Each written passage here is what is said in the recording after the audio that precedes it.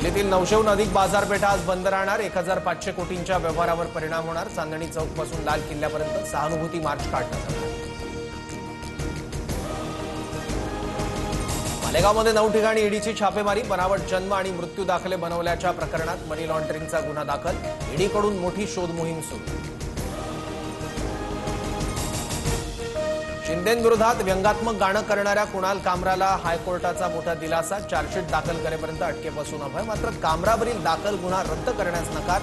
चेन्नईला जाऊन पोलिसांना जबाब नोंदवण्याचे आदेश।